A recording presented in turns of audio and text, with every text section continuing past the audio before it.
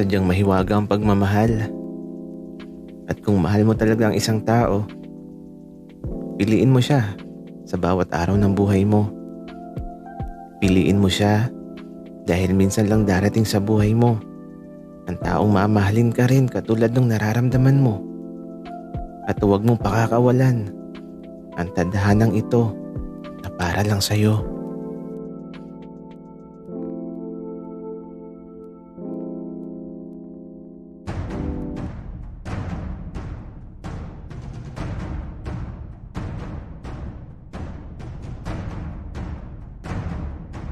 Kaibigan, huwag mong kalimutan mag-subscribe sa aming channel at huwag din kalimutan i-click ang notification bell at subscribe button. Subscribe na!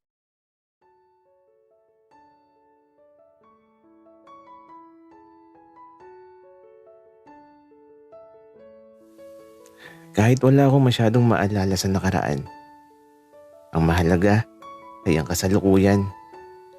Pero parang may konting alaala sa nakalipas ko. Basta ang alam ko, lagi ako may kalaro noon. Yun lang ang naaalala ko. Kairo, pasok ka. Huwag ka nang mahiya. Sige. Wika ako naman. Habang ito, pumasok na ako sa loob ng bahay nila Taki. Pagpasok ko pa lang, nakita ko na kaagad ang mga larawan niya sa dingding ng bahay nila. Tapos, may mga sachet corona siya na nakadisplay sa sala. At yung mga medal na nakasabit sa larawan niya, ang dami. Grabe, mukhang bukod sa matalino si Taki, panlaban din sa mga pageant. Kung sa bagay, gwapo si Taki. Napatitig ako sa mga larawan niya. Parang gusto ko siya mapanood sa ganun. Pero, napatitig ka na dyan sa mga larawan ko ah. Gwapo ko, di ba? Oo nga eh. Pero Taki, money contest siguro yan.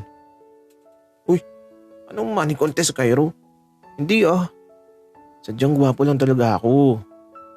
At bukod pa dun, yummy talaga, kaya yan. Panalo lagi. Yabang mo naman, Taki. Pero sige na. Ikaw na ang gwapo. Sus, napatitig nga sa larawan ko, Cairo. Pero tara na sa silid ko. May papakita pa ako sa'yo. Kaya naman, nagtungo na kami kaagad sa silid ni Taki. At aba, pagpasok ko pa lang, nagulat ako sa mga nakita ko. Napatitig na lang talaga ako sa mga larawan niya sa dingding ng kwarto niya. Kasi, andito yung mga larawan niya na nakabrief lang habang lumalaban sa mga pageant. Grabe naman tong mga larawan ni Taki. Dapat, kalmahan ko lang. Baka magalit bigla si Temtem sa mga nakikita kong mga larawan ni Taki na parang tuksong inilalabas ang tunay na ako. Pero alam nyo, sa totoo lang, wala pa akong karanasan sa mga ganong bagay. Ikaw ba naman ang lumaki sa bahay ng mga matatanda? Napaka-conservative ko kaya.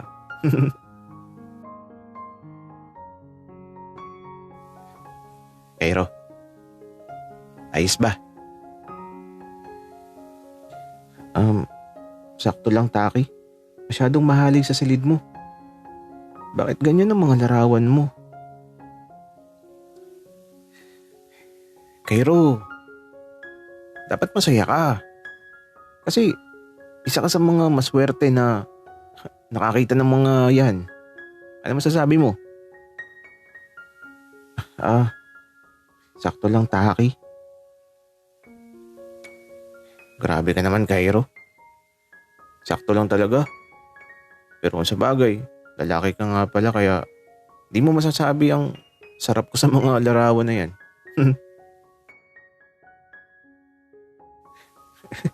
Ano ka, Taki? Pagkain. Pero alam mo, Taki, matulog na tayo. Inaantok na ako eh. Inaantok ka na kaagad, Cairo. Pero sige, kung antok ka na, matulog na lang tayo. Bakit Taki? Ano bang dapat na gagawin natin? Manonood ng movie, Cairo. Yung masaya.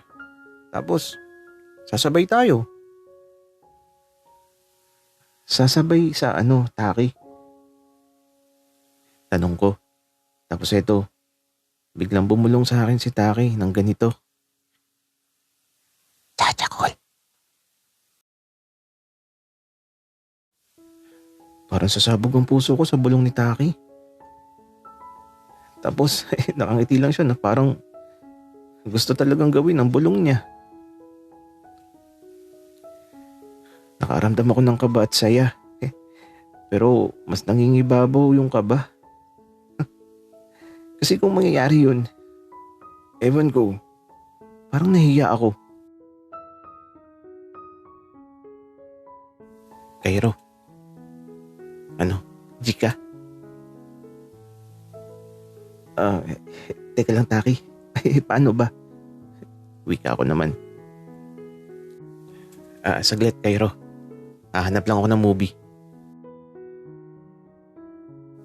Kaya ito, nagbukas na ng laptop si Taki. At ba? Napakadaming movie sa laptop niya. Na puro digmaan. Grabe.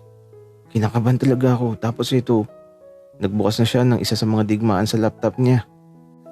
At ang bumungad sa papanoodin namin, isang malalim na kuweba na magubat. Tapos si Taki, mas nagulat ako sa ginawa niya. Kasi naman, nagtanggal siya bigla ng damit niya at ayun, nahiga siya sa kama. Ako naman, nakaupo lang sa gilid ng kama niya. Cairo, tara na dito. Mahiga ka na sa tabi ko. Tapos, sasabay na tayo sa pinapanood natin. Kaya ito, nahiga na ako. Grabe na yung kaba ko. Parang ayoko ng ganitong sitwasyon. Pero ewan ko ba, parang may gusto akong maranasan.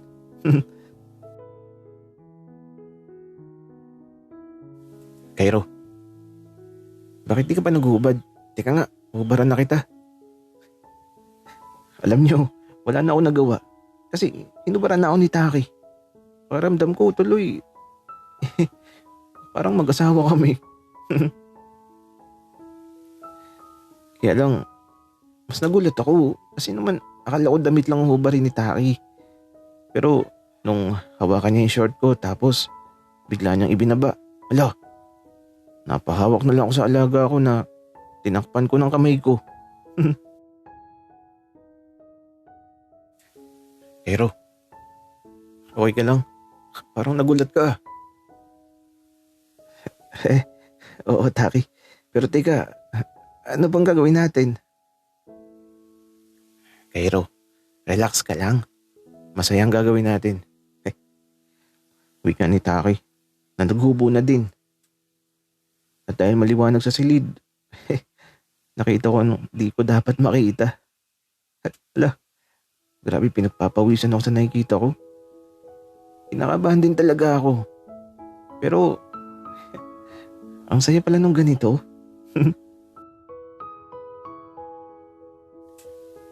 Uy, Cairo, huwag mo nang takpan yan. Magsimula na tayo. Wika ni Taki kaya ito. Inalis ko na yung kamay ko na nakatakip sa alaga kong kanina pa nagagalit. Ay, tangina gagi. Ano yan, Cairo? Bakit Taki? Nagulat lang ako, Cairo. Bakit sobrang laki naman ata niyang tinatago mo? Nahiya tuloy ako. Ganun ba, Taki? Sakto lang naman to. Iyabang mo, Cairo. Nahiya tuloy ako. Pwede bang pahawak? Alam niyo ba, di pa ako nasagot hinawakan na ni Takay yung nakita niyong malaki. Kaya lang, nung hawakan niya, nakaramdam ako ng kakaiba. At bigla na lang sumabog ang kanyon. At ayun, nasabugan siya. Gagi ka, Cairo. Wika ni Taki na ito. Tumayo sa kama at lumabas ng silid. Nasabugan eh. Kasi naman, bakit niya hinawakan? Ngayon lang may nakahawak na iba dito sa dala kong kanyon. Kaya yan, nasabugan siya. Kasalanan niya yun. Hawak siya ng hawak eh.